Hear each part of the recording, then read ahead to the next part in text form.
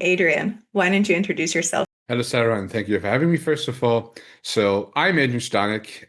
I am pretty much known for being some tech guy who's talking for longer periods of time about primarily leadership topics. And that is what I've basically grown into. So, I was basically the techie person for all of my life. I started with programming when I was 8. I could barely read, but I needed to try somehow to get the games running on my C64 Commodore, right? So you need to learn these things in the CLI thing. So I was early growing into that, using BASIC back then to build your own games, write down listings from some, gaming magazines back then. That was the listing type you needed to do that. So I was always some kind of programming person in the tech space. So generation wise, I'm a typical Xennial, right? So the typical generation which was grown into the internet age and really admired it, even though I was feeling pretty alone because just some other people in my life had the same idea behind that.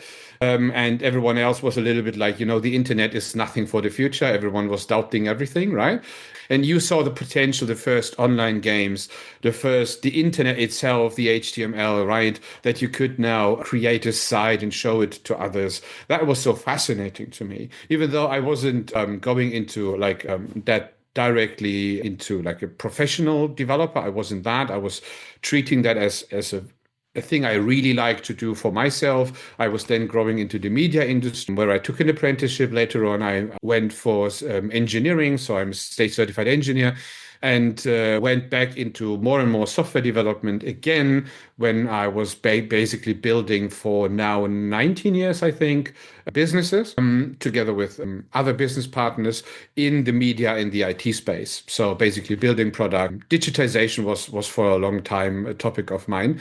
And I think the interesting part of that journey was my personal development because I was kind of bad manager for quite a while in my life, especially in the beginning.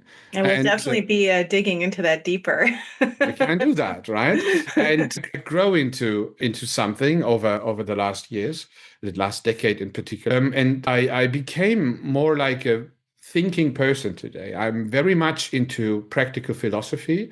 I'm very much into enduring and persisting my life in a way that I can become a person who is in full control over what I do, right? Not over other people. Basically, I switched it around. So I wasn't in control over myself for most of my Yeah. life, but I tried to be in control over others. So And let's move the start of the journey and then we can figure out how you got to where you are today. So when you look back at your early career, who were you operating as back then? I was basically operating as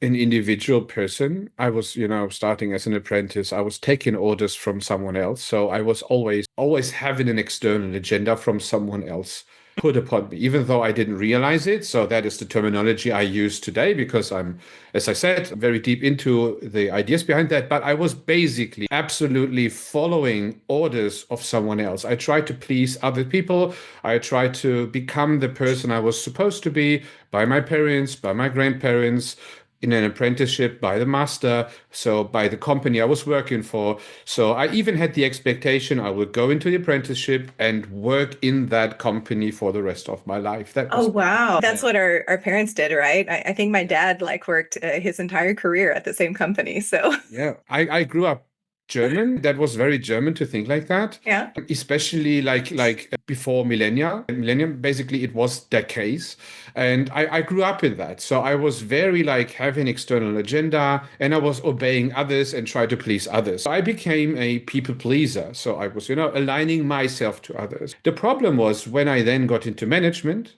and had employees and got responsibility. Wanted to have that enforced the way around. So I was thinking, like, now I am in the spot where people need to do that for me, even though I was realizing that I wasn't very good in what I'm doing anyway, because I took every situation where I actually could postpone things, where I could procrastinate or something, basically avoid the external agenda, pretending. In that early part of your career, what were you optimizing for? Because you said you were a procrastinator. Like, what were your goals then? My goal was basically to please the person, to avoid being punished for something, but getting away in the same So moment. your early career was kind of like, let's avoid punishment. Exactly. Let's be here as long as I can. Yeah, Um, minimum requirements, and uh-huh. just retreat. I was playing a lot of computer games back then. Did you And have any like ambitions, like of what you wanted to be at all? I wouldn't say I wasn't a very ambitious person, so Uh-huh. not really. So it was more that you can stay. Exactly. I wasn't. I had. I have seen no potential. Yeah. I would call it like that today. And what did the word freedom mean to you back then? Because it sounds like you didn't have a lot of it. Freedom meant for me to have a free day and can do whatever I want to do, which was always the same thing, or something with friends, or something at the computer. That was basically my sense of freedom. Even though then people ask me to let's go on a vacation or something like that. That even stressed me because my idea of freedom was very introverted with myself. I don't wanted to go somewhere.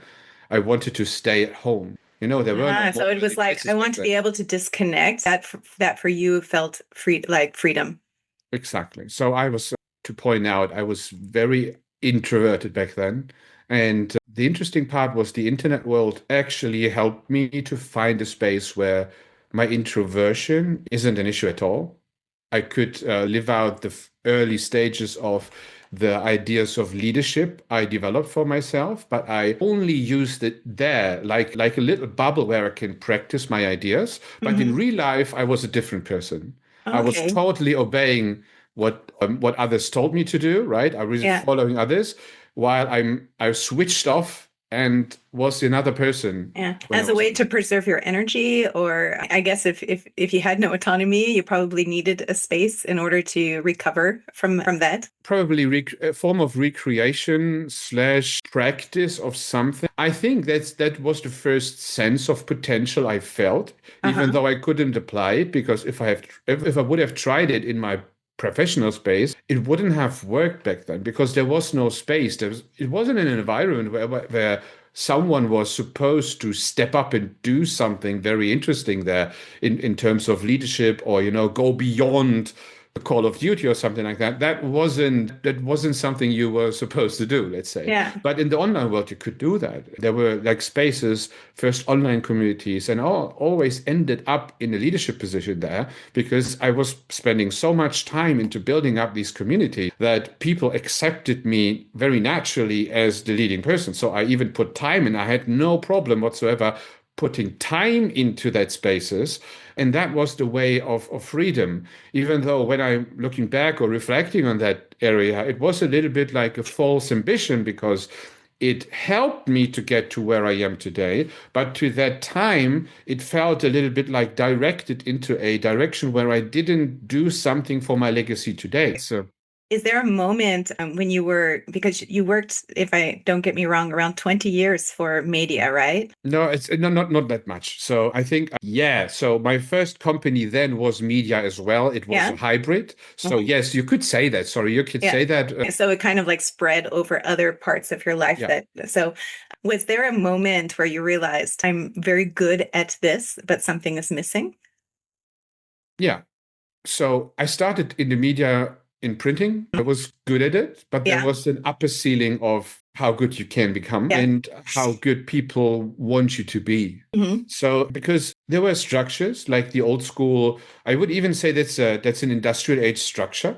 You had the apprentice, the journeyman, the Yeah. master, the boss, and you weren't supposed to become as a 20 years old person someone who is challenging the 50 years old master Oh, who can yeah. do. It is like Probably also in your culture, it's not really a custom that you do that because it's no. hierarchical a bit, right? So when we take Maslow's pyramid, right? So your purpose was predefined. It's not like you were supposed to find your purpose there or Yeah. something. No, your purpose were, in the contract. It is a little bit like you're standing there at the machine and you're doing your job good, Yeah. right? And the people were not saying like, "Oh, you've done that well." It is always like, "Oh, done well means yeah, you get paid for that, right? And if you've done something wrong, you will be told about You will that, so hear about it. that Yeah. you can go That's a back bit to your like the Dutch baseline." culture too. That's that's not gone. It is still a culture here, even though in the IT space it is not that severe, I have to Hmm. say, right? But that was my role back then. Yeah, and you were because before you were mentioning that there was this kind of side world where you were introverted, yet you had access to the web and you found that you're a community builder, that you're a leader in that space. Was there like overlap between the space of media and you were creating, I don't know, you were the boss of yourself? Yeah, Was there an overlap and was there a clear, okay, now I'm going to start emerging into something else? the overlap was that I used from media the idea of building websites, building media, designing things. Hmm. Corporate communication, corporate identity was a big part of Hmm. my business, and I used that for the communities. So all the communities I was leading actually had a were created like companies. It's like they had everything they need. They had their own website. They had staff, where who was responsible for what. We knew how we were supposed to roll, right? We had meetings. We had all these kind of things you would expect from a company, but in a private environment. And the interesting part is that the people were actually following it in their private time. That was an interesting Oh, thing. interesting. Tell me more about that. Yeah, I can't really tell you exactly in hindsight because it's quite a while, but I wasn't aware of that to that time as I am today Yeah. because of a lot of reflections over time. But people seem to have similar issues, right? They wanted to escape from the broken working cultures into they wanted to do something, achieve something together, but in a safe space where they can actually do what we today praise as good leadership, good cultures, supportive cultures. I had that already 2003 upwards, right? Hmm. Even though I You didn't had use the it within technologies. yourself or you had it with your own leaders? I was naturally that was part of I don't know part of my personality to Yeah. think like that. So I always heard a voice of a muse telling me I should do this right now. And Yeah. even though it's like I couldn't resist to do that, and it is like I saw a void position. I see an opportunity to create something and lead it. I always had the idea of I need to get other leaders with me as well. I saw that there aren't much people who want to have this position. That is what I learned. So I always had the feeling that you don't need to follow me. We can follow you as well. But the people said, no, I don't want to lead this, Yeah. but I want to follow. And that was the first time I learned that leaders are actually the rare type of society. I learned it over And and it's kind of like it's in you already, but there's a birthing moment, right? Where it shows and I'm really curious about that birthing moment for you. When, like, what was the major blockage that prevented you from showing that natural leader in you outward? And what was the breaking moment? Like, okay, I'm going to break these stones now, and how you became who you are now. that was round about 10 years ago Okay. from now, roundabout. It was about that I was very unhappy with the current entrepreneurial life I had. I was So you joining a were an company. entrepreneur at the time, so you'd already broken out of corporate culture by then. Yes, yes, I did. I was having my own company, but Hmm. I wasn't founding it. I was joining it. So I Oh, bought interesting. I bought the shares. So Hmm. I became 50% of the company. It was a typical limited, also GmbH in Germany, and we did stuff for companies like Subway, Remax, and those kind of so quite good business. The problem was that it was derived from media, from the culture I was talking before, and I inherited that, and I had that as a role modeling thing for me. So there were many employees we had who tried to pull me away from this bad bossing, from this Oh yeah, because right. you at first you actually became the bad boss that you despised. Exactly. And Yeah. I try to be a little bit Tell like us that more about myself. that before you tell us about the stones. I call it Master of Puppets, right? Yeah. Because not only because I like that song, but I dislike very much to be like that in a society, right? So Yeah. you try to control other things, Yeah. even though you don't have control over yourself. So I was extremely emotional. I was extremely quickly, let's say, disturbed. I was angry quickly. I was Do you feel annoyed like you had quickly. this idealistic view of where you wanted to go, and you had this need to bring people to this ideal, and you just didn't have the right tools yet and how to do it. Like, was there something like an urgency for you there, some kind of justice? It was a strange mix, to be honest, because Hmm. there were other driving forces. So I wasn't the highest person. I was one of the high persons. So it's a little Okay. bit like there was a fight of dominance already. So Mhm. you try to be the alpha person, even though An ego I game in the room. an ego game, definitely. All male, right, in the leadership and a bit of an issue then. And yeah, you were sitting there and trying to do your best to keep up with the other management people Hmm. and try to get the people to do their work. Even though the people were pretty good at it, and I actually had internally in me, it wasn't how I acted in my private life, in the other world. Let's say it's like it was totally off. There I was a leader, people were following me. Here I was a boss, and I forced people to do what I It's say. very interesting how you were a leader and then you became the boss. It was absolutely mind breaking. So It what is was the switch? Was it because now the switch you was were then. accountable for the results of people and you didn't know how to make that shift? So I think the first step, which prepared that, it took a time, was Hmm. that good employees over time spoke with me about me and convinced me that they know I am another person than I Because they actually. saw you as Yeah. leader before. It was hard for me to accept because it was a little bit my ego was triggered back then. Yeah. But then I saw people start to leave. Uh-huh. Literally, they quit it, right? So your Um, blockage was people giving up on you. exactly. And so it's a little bit like they told me then it was not because of me, I was not the root cause, but I wasn't doing anything to change it. Hmm. So it was a little bit like it's not your fault, but it's your fault. Yeah, exactly. That was a little bit like slowly but steadily it drips into my mind that yeah, I need to change something. Then I started or tried to change something and tried to get my worlds back together, become that leadership person. And then I saw the blockage. The blockage was my old business partners. They're a little bit like So your old business partners they from weren't before, sharing this ideas at all. you had a different value system. Absolutely. It was black and white in that moment. So absolutely Can 100% can we contrast. what were their values and what were your values? Their values were that it is absolutely fine to be the boss, right? So Mhm. it is, we pay salaries. That is our contract. So that's Just fine, do it like this. exactly, exactly. So Hmm. that's the typical old standards, Hmm. the accepted standards. And if you would tell those standards to older people, they would say, yes, that's how we grew Of up. course. That's okay, right? It's So part of it the was generation. Were absolutely they older? Were they a part of little that one generation? generation older than me. Okay. So early Xennials, I think, early Gen X, and I'm Yeah. Xennial, so very, Hmm. very at the end of the generation. And that slowly but steady brought me to the point that I started to look for consultants.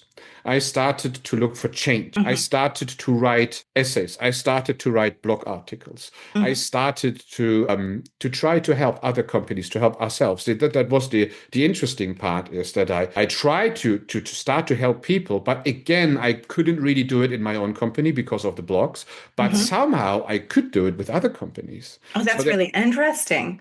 there's other companies were listening to me. They were seeing the potential. Other Yeah. leaders, they even tried to recruit me and get me into Munich. They offered me pretty interesting You see positions in this their company. even in families and relationships where somebody will be wonderful and great with others, outside of the family unit, and then they get back inside of the family unit and they'll be a total asshole or disconnected or something like this. Do you think it has something to do with back then dragons in the room? When it's yours, the dragons are louder and bigger and it's harder than when you're outside. There, it's not like you're sitting with your own dragons. You're more sitting with Yeah. others. I would say if I interpret dragons correctly in that moment, yes, because they basically I blocked myself because I couldn't stand up to my business partners. My inner so I was in a way afraid to do that. So Yeah. there was a barrier. Like I was grown up that I don't speak like that to older people and people who are further in the game than you. That was still a conflict in my right. So Hmm. I couldn't really proceed in that company. Yeah. And I saw that, and the people saw that. My current business partner is one of the engineers back then, Oh, wow. right? So he went with me when what was following then actually Hmm. happened, and that was I was slowly start to break out, and I saw that on some point in time I need to go away. I Yeah. saw that the amount of energy I would need to spend into changing that space would have basically brought me into burnout, right? Oh, So there are, and you cannot change everything. This is something I learned. You cannot change every person on this planet. yeah.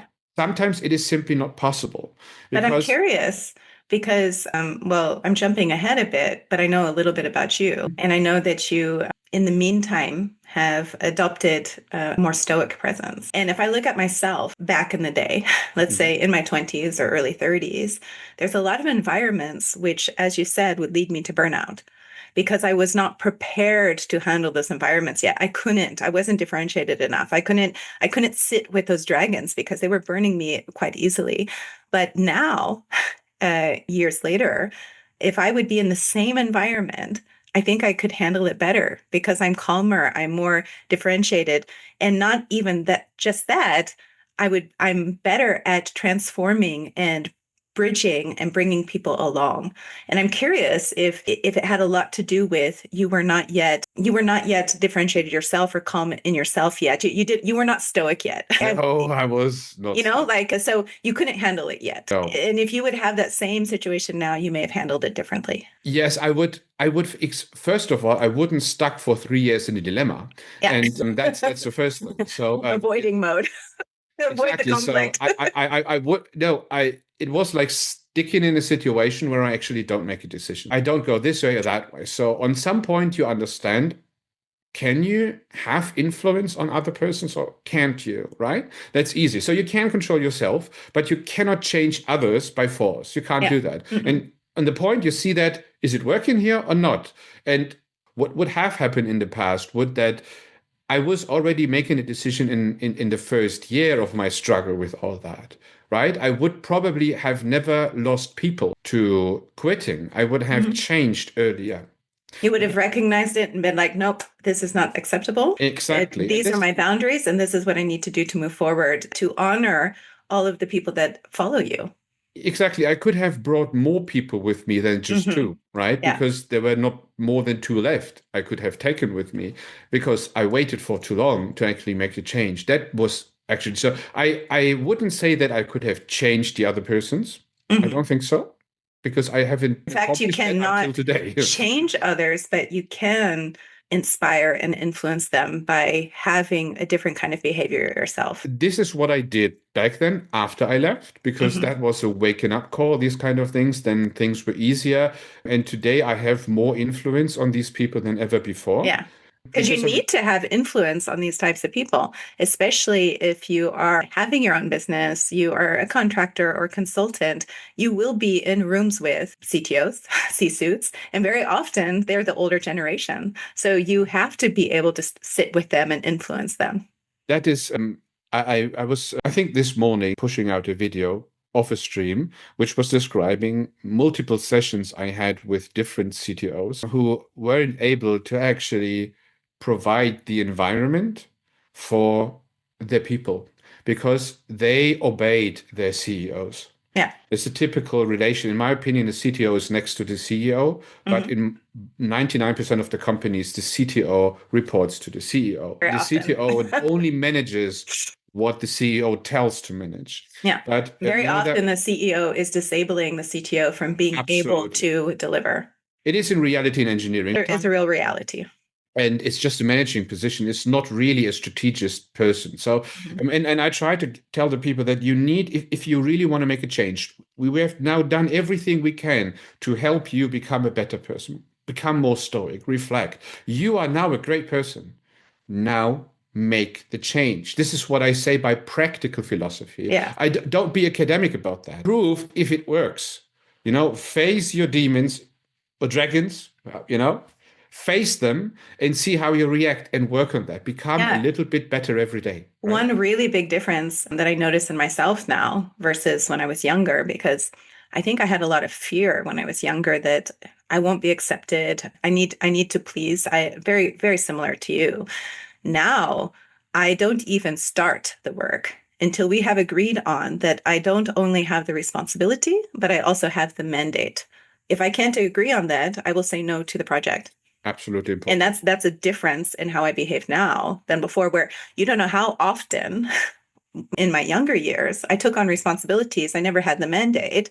And you're constantly in this pull and push and pull and push. And that's where burnout starts.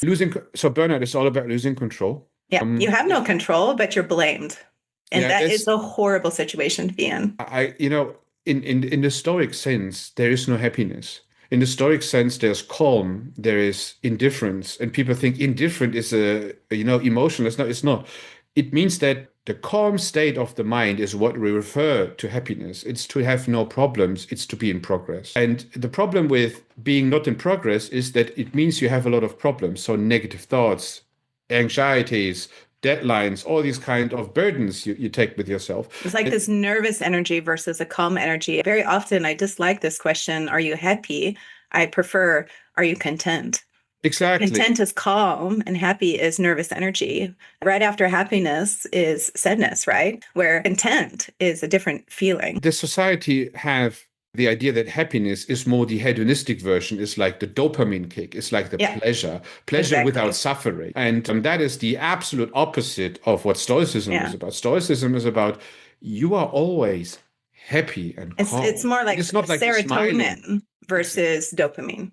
Exactly. And you avoid becoming a slave to your own mind, emotions, fears, and doubts, all these kind of things dragging you down. That's one of the core aspects. And I think that was the driving factor for many of the employees of mine leaving us, is like they lost control, right? They weren't in progress. They felt that the company isn't in progress anymore. Everything stuck.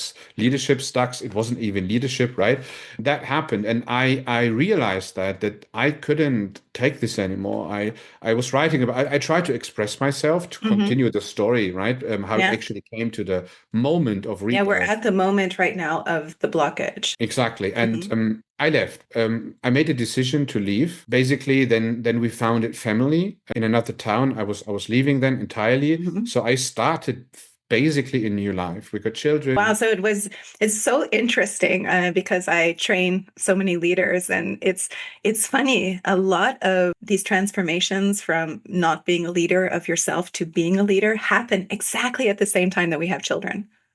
And I don't think that's by accident. No, everything changes. Everything changes, right? You see the world with a different lens. Absolutely. So I only can say that it makes sense to prepare yourself before that. So you shouldn't wait for that moment, but this moment will definitely change you. It's a kick. It's like a catalyst. Hopefully we can help people get closer to that at a much younger age, by having people like us there to advise or coach or train or mentor. However, even if you have nothing, if you have no guidance, there's a catalyst that happens at that time in people's lives. And I see it. And it's either that the frontal cortex is fully developed, and so we're having more capacity to think deeply and see ourselves differently and reflect differently, or it's the fact that we're bringing in new life into this world. And when you look at a child, in a way, you're looking at your younger self, and your younger self is exactly that dragon. And you're facing that dragon every single day. And so it's the moment where I see people, it's like you have two paths. You choose to level up, or you choose not to. And this is where that multi-generational trauma gets continued. Oh, that's a deep topic, I think. I'm deep. The way how other, let's say, parents, for example, handle the situation, it's not like you are. It doesn't mean that when you become a parent, you're automatically a leader. No, not at all. You should. There's a catalyst that happens, or something that happens, and you're on this fence. And I've seen people choose this way, and I've seen people choose this way. And I always call it leveling up, or you choose to continue the destiny which your parents gave you. Right after that event that I got father for the first time, I had so many things now going around my head, my companies, the family. It was so fast pacing everything. Yeah, so there's many so thoughts much at once, right? There was my community sus were still existing. It was like I was like you were trying to survive the noise instead of choosing the next step. I was lost. So let's say I was lost. And that was that was the, you know, I'm an ADHD person anyway, so I had so many tabs open in my brain at the lowest point in the story. So I was absolutely lost with everything to that time that I said I need So to much change. noise, right?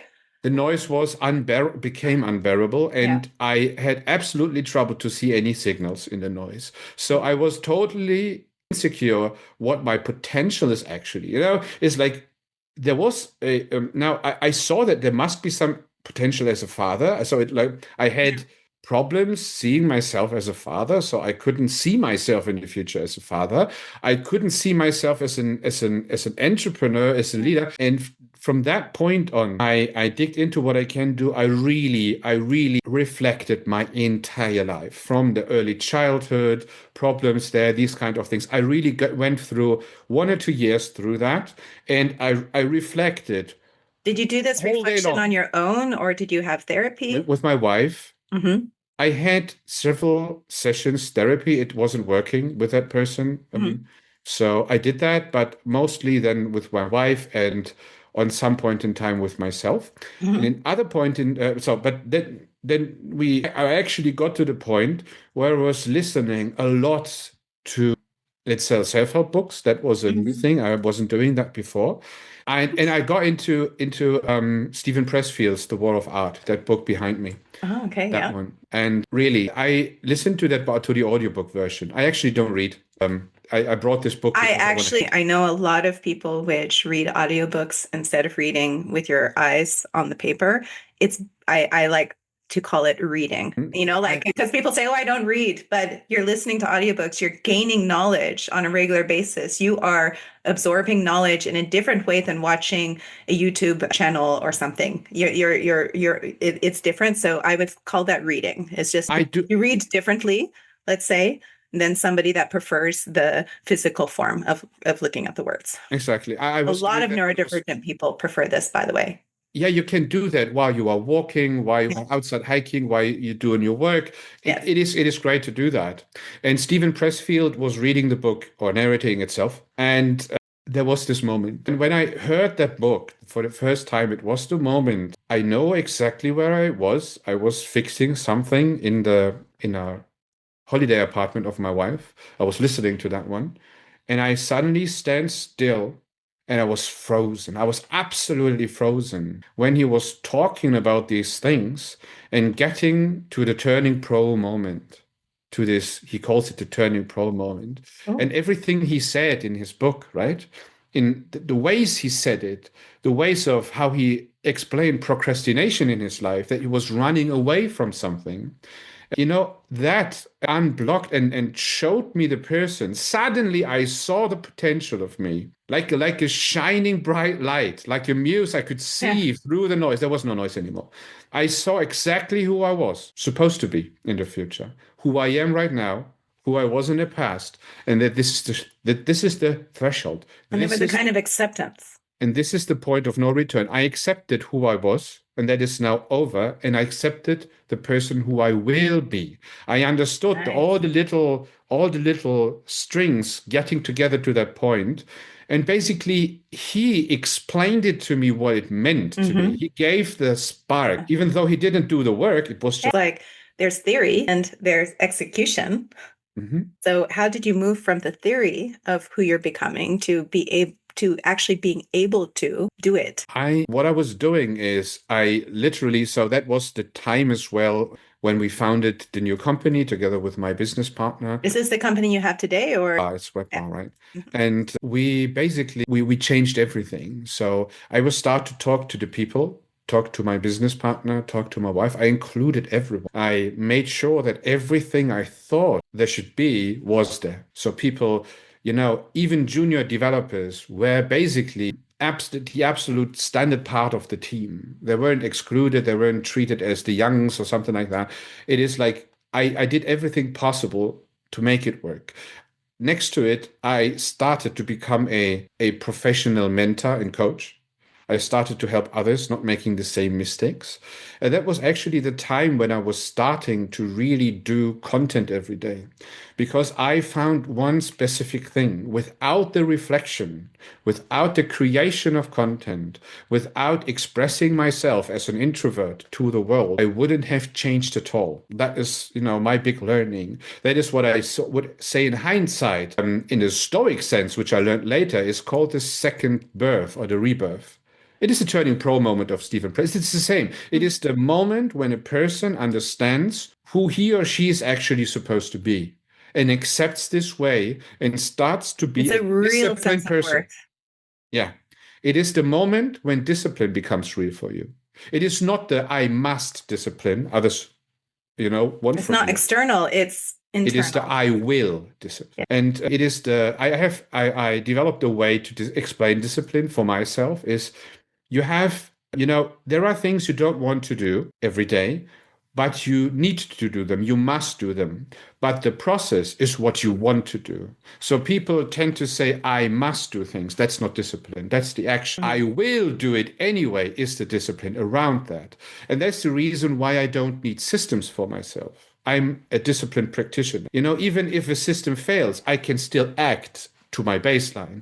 Mhm. And from that point, I worked on something I called baseline, right? I understood that I need to be a quality standard for my children, for my wife, for my employees, for my clients, for all the people around me, because I knew I accepted without grief that I'm a person who doesn't care about the own body, who doesn't care about the own emotions, who doesn't care about how I was acting, towards other people, right? So all the actions, I wasn't really caring about these things. And that needs to change. I accepted that I have all these downsides. I am, and I was a bad person to that time, and it will change. And from that day on, it changed.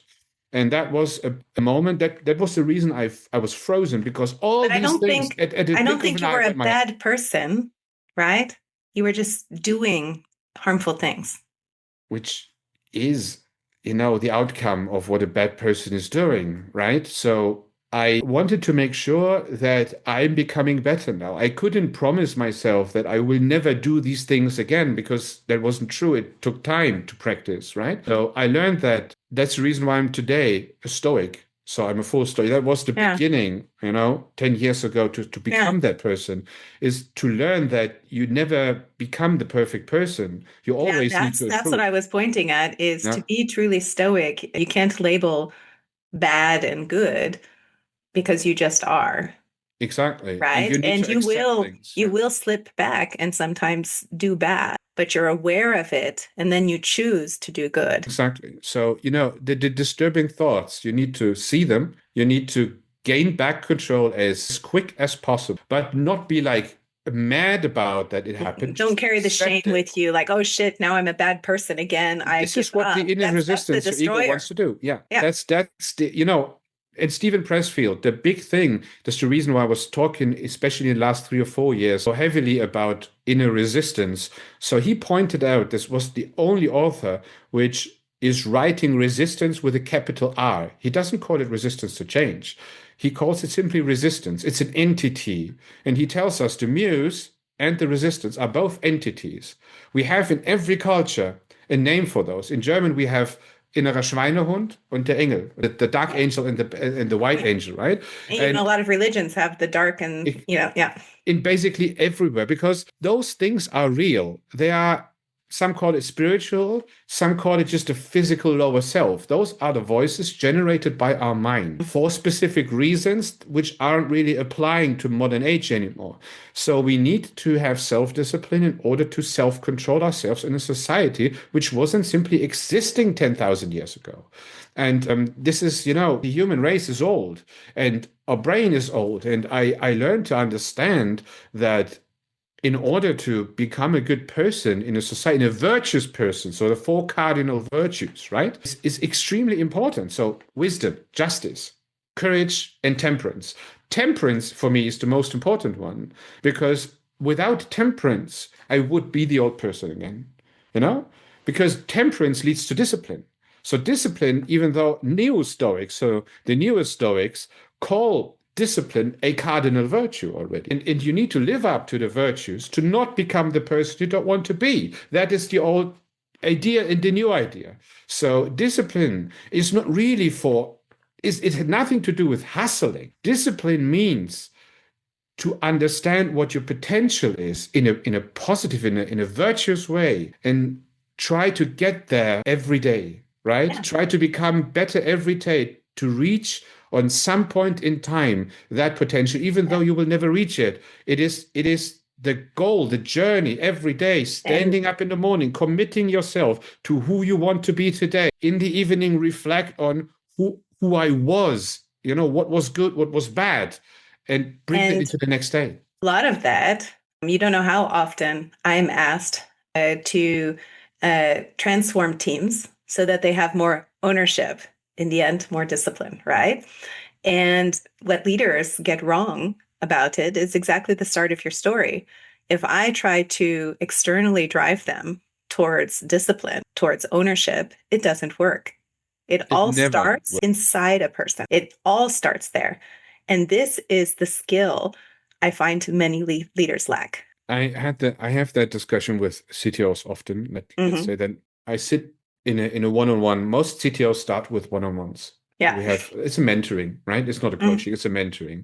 So we talk about problems slowly but steady. They understand everything I say. They get to the point that they even journal and they come and say how clear they are. The environment is giving them positive feedback of how they, become as the new They person. are shifting.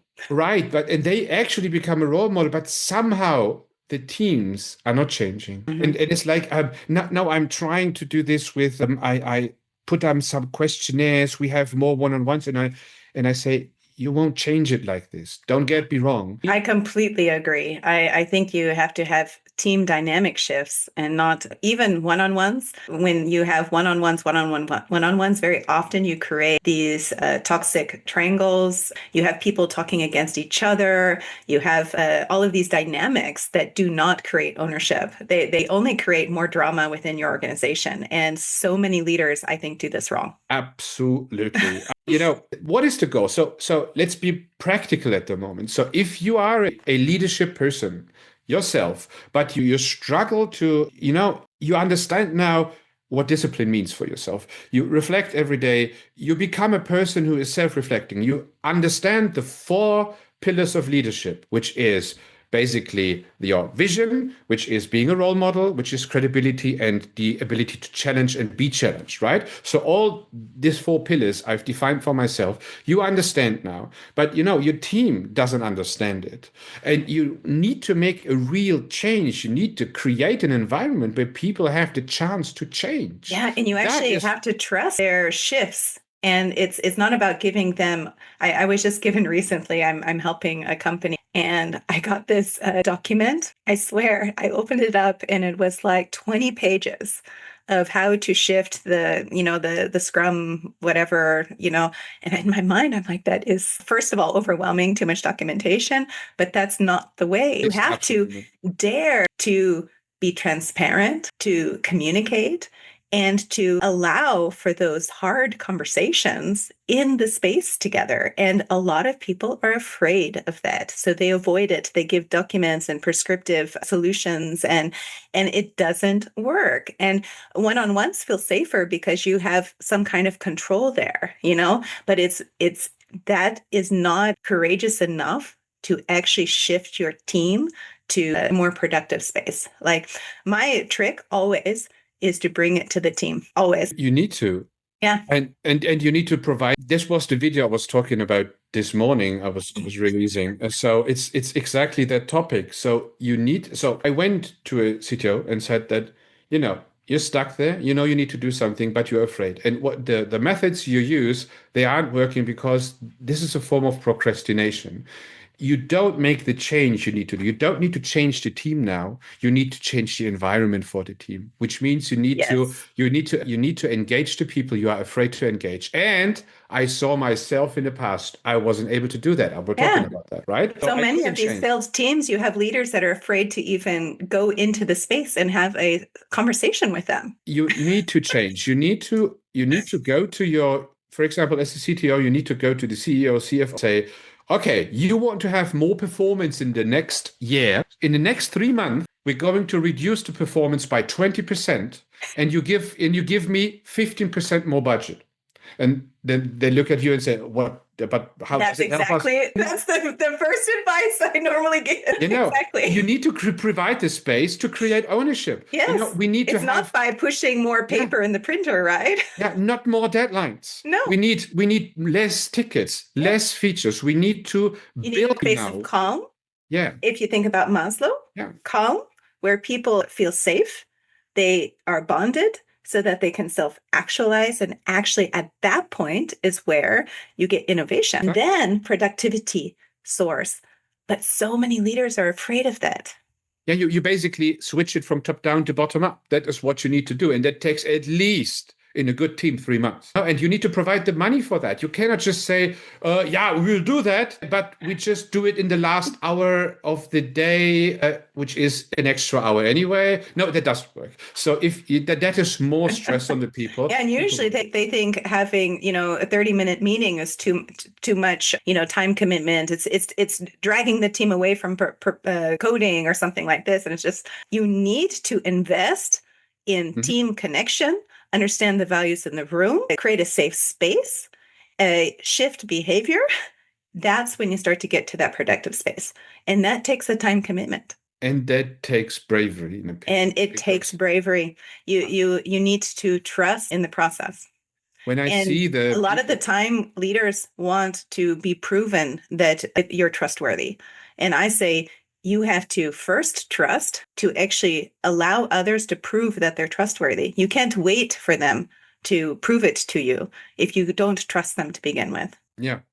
And that takes bravery, that takes courage. And I see that is the turning point. You know, the people I'm mentoring very often in that space, they are always at the verge of that moment. You really see that they haven't had that turning pro moment yet. Because that is the moment where you take things as they come and you just do it. And you do it no matter what. You will see in the end what happens. You know, it is like you cannot be a professional person in the sense of being a pro if every obstacle becomes an emotional problem for you, where you're stuck in a Exactly. dilemma. So a dilemma is to not act in favor of your team, but choose to don't get into a conversation with your CEO because maybe we can do it. No, you can't. You have tried it for 2 years now. There is no other maybe. You either go that route or you live with the situation and accept that the situation is like it is. But then you will never outgrow the person you are right now. Exactly. But if you do that, even though the CEO throws you out of the window, right, you will be the better person in the next company. You 100%. will grow up as a CTO, as a leadership person, as a team lead, whoever is standing in front of that, because people will realize that shift. Because the people who will remember you, even though you get laid off because of Yeah. that, right? People will remember you as the person who fought for them. Then you are a leader in that moment. People It become just in gave me that moment goosebumps. your. This is what leadership I've means. seen that. Leadership, it is. Leadership means people follow you. That's all. That Mhm. is the very basic They definition. choose to follow you. Exactly. This is when they subconsciously, with their lower self, all the subconsciousness between the lines, understand in a blink of an eye who you are and start to trust you no Yeah. matter what. And Right? now blockage sounds like you've broken it down. It's gone. How are you applying all of this to your organization today? And how do you see things shifting? Today it's a more calm process. So, which means that it is not we are not sailing on a ship in stormy waters anymore, which means that there is a calm way to do that as well.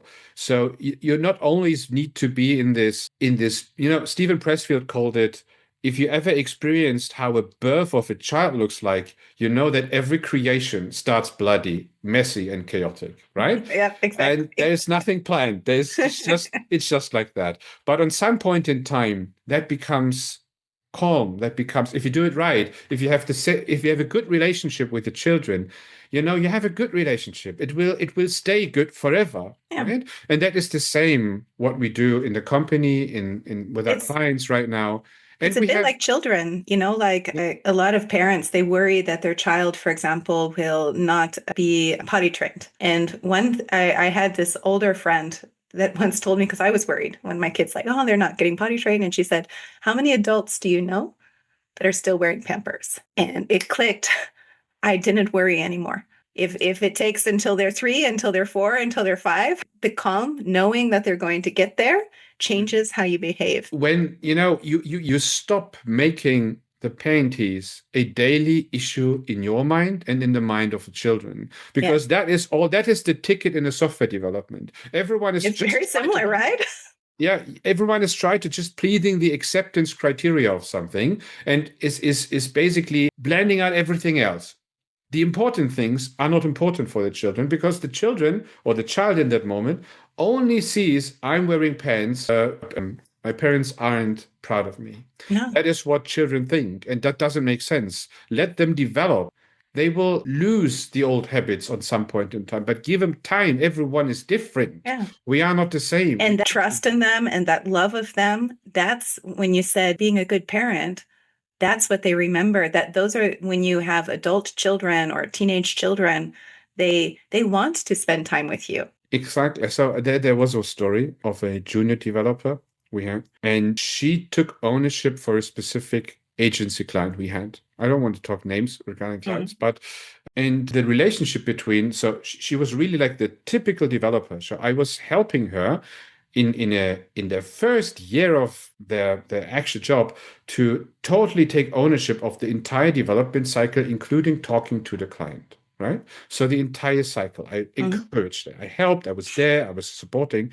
And I saw that that client was so mean to her that we actually kicked out a client. That for me is a leader. Yeah. Always support those you lead. Yeah. So even though that could hurt the company, and that person even accepted that if it goes wrong, it is better that we help her finding something else somewhere, right? Than sticking with that client under that circumstances just to keep status quo.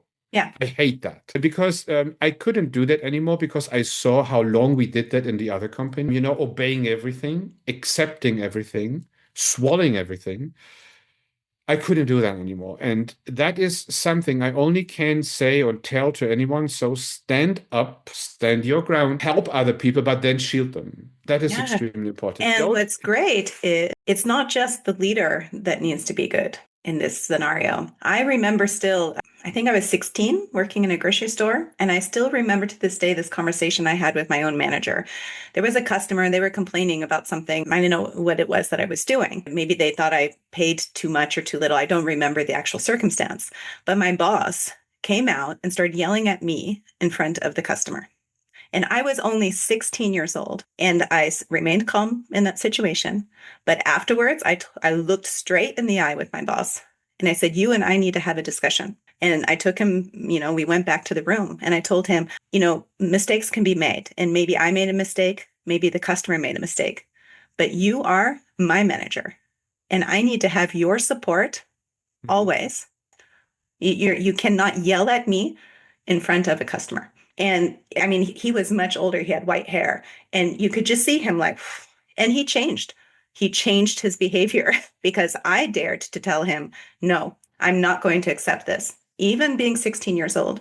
So there are things that people can do too to help their leader that may, let's say, boss, they're not a leader yet, to become a leader by setting clear boundaries and saying, nope, I need your support. And I'm going to only stand in a place where I get it. And if I don't get it, then maybe I need to stand somewhere else. That's the point. So, and that is, I think, an important distinction. You need to dare to stand for your virtues Yes. and say, I take the consequence if it's Yeah. not working. And that is the reason why we need to have discipline, why we need to reflect, Yeah. because that gives us the calm, the inner steadiness, right? To say, okay, I accept what there is to come. Right. And in Stoicism, if you read that, if you read books, if you read about that, there are so many explanations of so many people who actually say that this is just accept, your fate. You have a role to play anyway, right? Yeah. So play the role which is given to you. That is your potential, not the role someone else gives you, the Hmm. role you need to play. And if you cannot play that role, you are not in your own progress. You will Yeah. be unhappy. You will burn out. And it could be, like Yeah. you said, you get laid off, maybe you get fired, maybe the boss can't change. That does not reflect on who you are as a person. The fact that you are able to stand in integrity towards your values means that, exactly as you said, the next place that you choose, it will love that about you.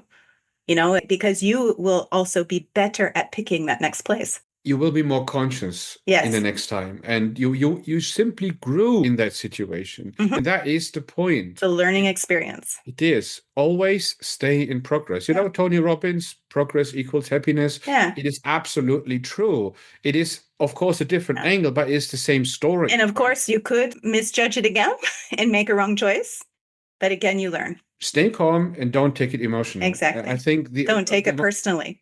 the emotional thing is what keeps you there, what keeps you in a stalled Yeah. environment where you feel stuck, unhappy, and you will never get over the burdens. There's one burden after the other getting to you. And in my opinion, that is the reason why in the older so to say that now, but in the older generations, we had so many people who are addicted or were addicted to alcohol, cigarettes, and other things, right? Because that was the only way to Numbing, actually numbing, drink. numbing. Numbing, right? So that was just society back then, and it got better today. So people are more purpose driven today. Younger generations are more purpose driven. That is good. We need to learn and, include that somehow and get away from the idea that we have large corporations who tell you what your role is after you have signed a contract. That is not correct. I would imagine a world where we would have a lot of small 5 to 20 people companies who literally work in the idea of Malcolm Gladwell's Danvers number, 5 to 15 people, that we actually can be in that society idea of a good team, right? They call it two pizza team, whatever. Small teams working together effectively with high technology to do something together with so many other companies, not really in competition, but in a healthy mix of competition and working together, sharing information, sharing knowledge. That would be a much better world. We would have so many more leaders who had better influence on their people than in this ridiculous high, large altitude hierarchies of some companies. And we work with those companies together. And the people in the middle of the hierarchy, they are all unhappy with what they do. They They just just accept. push what's from the top to the bottom. And that is They are leadership sad. monkeys. It is sad. To be honest, it is Yeah. very sad. I couldn't work in such an environment. I simply couldn't. I have been in such environments and I know that I could not work in them and I chose to leave. To bust the complexity of this giant conversation, what is your simple, this is who I was before and this is who I am today? I was the emotionally driven anxiety person who tries to please the people and obey society, find my role somehow, even though I really didn't try. So I was a planless person without orientation, doing my stuff with a lot of introvert retreats where I did the stuff I actually wanted to do. No one knows about that, actually. I became the person who is in control of my own emotions most of the time. I'm a disciplined person. I'm fitter than ever before. I am mentally fitter than ever before. And I'm a person today who's not just helping some online people who have the same issues than me, but I learned to become a person who is literally helping other people on a daily basis and feel that I have reached my purpose with that. You're a real thought leader now, an influencer, as we were talking before. You influence others to level up and do better so that they don't have to take the same journey as you did to get to where you are today. What is the prescriptive advice that you want to share? What do they need to do to move from this to that? Accept what you reflect. So you need to start to reflect. You need to start reflection on a daily basis. That is my advice. I give that advice to anyone I'm talking with, to everybody I'm in mentoring. That you need to get a booklet. I have my booklet always with me. Yeah, always. And that is write down in the morning who you want to become this day. In the evening who you want to be. What is the change and why? Take a look in the evening who you were. Oh, beautiful. Accept that and improve it for the next day. That is so important. Don't think into 1 week, 1 year, something like that. Just go from there. You will see that you start to understand yourself and you start to become a disciplined person who is understanding virtues. And, once you have understand what virtues are and why discipline is important, you understand what a good person actually is. And it's interesting, companies can learn the same. Instead of getting angry that you don't have 100%, be happy with every single step that you're making towards that, and most likely you'll achieve eventually 150%. Why don't you share with everyone about your company and what you do? We are doing many different things. So first of all, we're doing mentorings and coachings. That is the thing I really like doing. The other thing is we build software for business to business companies. That is pretty much boring. I don't want to talk about that. But the software we have created there over 18 years now, it's a heritage. We are using that software right now to help other coaches and mentors creating their platforms to get into the position to help other people as well. So we're basically giving advice by coaching others, and we help them with a platform to help them to not struggle with the things around their business, that they actually can focus on helping other people. And you give regularly lives to show this software, how helpful it is to others. Exactly. That is what I'm doing. So the idea is to help as many people as I can with the business I do. That's nice. I like that. And very important last question that I like to ask everyone I interview. If your inner dragon could speak today, what is it protecting you from? And what courage is it asking you to claim next?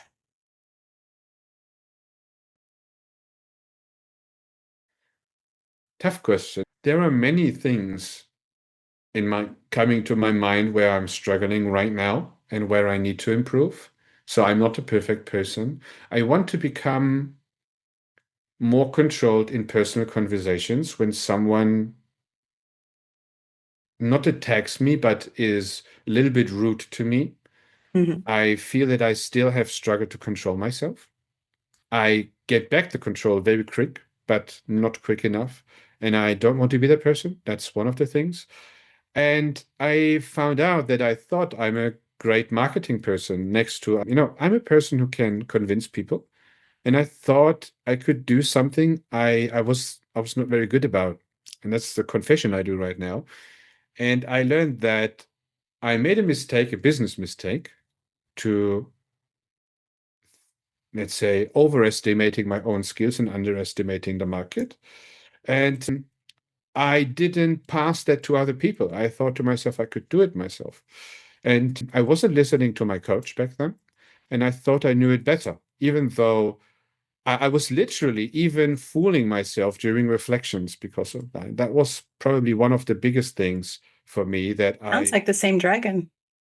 it is the same dragon. It is inner resistance. It is my resistance. It is so heavy. My resistance is so strong. I'm a person absolutely prone to all the cravings you could have regarding playing computer games, eating too much sugar, all these kind of things, getting up late, these kind of things. I'm so prone to that, right? That is the reason why I fight them primarily. I even have the mantra that I'm calling out resistance by name every day and saying that I disobey you. I am in control here. That is what I'm, that's my inner biggest dragon So holding what me is back. this dragon protecting you from? I don't know exactly what is, so, in my That you opinion, are most likely not good enough. it's a good question. I think that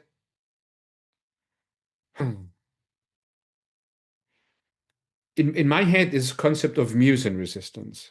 So I try to explain that way because I don't use the terminology dragon. So I a little bit have a problem Hmm. to get it to the idea of the dragon. But in me, there are two forces. One force is extremely ambitious. It is showing me potential and sometimes fooling me into something which isn't my potential, but it is something which disguises it as potential, but it isn't. So it is the idea of I need to have discipline to get both into control. So the one thing is try to drag me down as a person, to keep me calm, to procrastinate, and becoming a lazy person, not much in control, and being very temperate, That's the core of it. right? The And the other, the fear that you are a lazy person, the fear that you aren't good enough, the fear that you are. yeah, That's what your dragon is protecting you from. that's this. My wife know that. Yeah. People who are close to me know that. When a person calls me lazy, I have no control over myself. Yeah. I can imagine that that's in your core. And what's important in dragon terminology, every dragon is protecting you from something, and it's protecting you from the self image that you are indeed not good enough, that you are indeed lazy, that you are indeed sloven, that you aren't as good as you think you are. And therefore, it protects you by Mm. being overambitious, by protecting you from having the right conversations, protecting you from maybe by upping your ego. And when you integrate with these dragons, when you accept that maybe I am lazy, that's okay. It doesn't bother you anymore. It will bring you your power. And now I ask, what power do you get because of the existence of these dragons that you are now learning to integrate with? It is the entire discipline I have. This discipline comes from It stems the from, existence of these dragons. it is the inner battle I fight every day, which I refuse to lose. Yeah, the strength, the resilience, and never giving up on yourself. And this is a kind of strength that somebody that does not live with such dragons most likely will not build up. And that is something great that you bring to the table no matter where you go. Yeah, that's the inner fight. So if you fight this, so you know that on some point in time, the biggest enemy isn't somewhere. So you don't need to look far. You just need to look inside yourself. Yeah. And you already know who is fighting against you and Mhm. for you. So there are two voices in your head. One is the ambition, one is the other way around. I absolutely agree. And that is a very emotional topic because no matter what you do, no matter how disciplined you are, no matter how many of those battles you win, you can have a great evening where you think, I have done everything right today. It was such a great day. You wake up in the morning and the first thing is knocking on your door is resistance telling you, hey, what about getting up late this evening? So maybe you don't need to do this. It's like this voice is there and you could hate it, right? It is like, Yeah. it is still there. It is Yeah. every day there. It And is in every conversation the, there. It's everywhere. exactly. And the only way that you have access to the power instead of the fire, which we discussed before, the avoidance, is to fully accept that, yes, I'm lazy. Yes, I sometimes sleep in. And when you learn to accept and integrate with that feeling, the fire will no longer burn. You will just get the power. And that's, let's say, the work which I do with others. I would even say I agree to that and building up on that, if you accept that and you understand, for example, you feel this moment where you think you have the tendency to procrastinate, you would like to do Yeah. that, you can do what the Stoics call the intervention, right? Yeah. In that moment, you realize that You you can are walk not with it. You can sit with it. You can talk with because it. you are not emotional Yeah, bind to it. exactly. You It, it, become it compassionate with exactly. yourself. That is the fortress around Hmm. your mind, and you see it. You see it in front of you. It's an entity, And you can say, no, I don't accept you. I don't want to do this. You accept that this is part of you. You cannot say that this is not me. Yeah. No, it is you, right? It is Yeah. inside you. But you take control over your actions. And that is the reality why I started to even put it into my name tag above in LinkedIn as the first thing is stoic.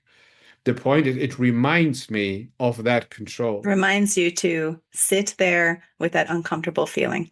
It And starts and that's it ends exactly with that where control. that's the moment when we start to have the capability to break down those boulders. Exactly. Beautiful. Is there anything that I didn't ask or you wish to say to the audience before we end this? Look for the signals in your life. So there are many people I was working with, and I saw patterns. I start to see I'm a pattern recognition machine. That's one of the reasons I'm good at it. And I see the same patterns in most people I'm talking to. I had conversations with a lot of coaches and mentors, over 150 to be exact, in the last 3 months because of the product. I heard so many stories how you act, solopreneurship. I had so many stories about software developers, and I know how many people of you struggle. You know, most of you have a face open, a face mask, and you try to be a different person online because you struggle with what you do, right? I can only say accept who you are right now. That is the core of the conversation we have right now. Mhm. Accept who you are and start from there. Most of you do not accept who you are and what your shortcomings are. Most of you try to run away from that moment. Most of you call yourself professional coaches, professional software developers, professional team leads, but you are not a professional Not person yet. yet. You are not. You think you are. I thought I was. You have never had your second birth or your turning pro moment. This is a moment it is so shining bright, that moment, that it changes your life absolutely. It changes in every single layer of your life, not just professionally, but at home when you're alone walking in a forest. You cannot go back anymore. No, That's the moment once of no. liberated, you cannot be unliberated. Exactly. Work towards that moment. And it all starts with understanding who you are by reflection, accepting who you are, and do something about it every day. Yes. And never Beautiful. stop with that, right? So the last words, it's not about starting, it's about not stopping. Oh, I love that. Thank you Mhm. so much, Adrian. Thanks a lot.